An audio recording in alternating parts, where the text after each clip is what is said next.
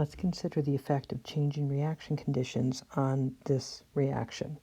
We're given a rate law, and we see here that this reaction is second order with respect to NO2, and it's actually independent of carbon monoxide. So carbon monoxide is reactant, but it is not determinative in terms of the reaction rate.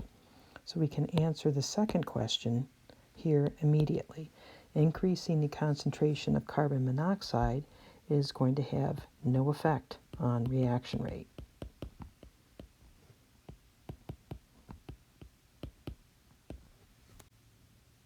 Question A, we're decreasing the pressure of NO2 by a half.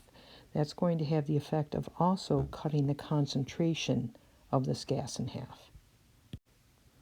Since this reaction is second order, decreasing the concentration of this reaction by 1/2 is going to have the effect of decreasing the reaction rate by 1/4, or it's 25% of its initial value. Here I've applied the rate law under initial and final conditions. Mathematically, we can divide these two equations. We can simplify this expression by canceling out the k. Now we can simplify. And finally, we bring in the fact that we know the initial concentration was twice that of the final concentration. So the reaction initially was 4 times faster.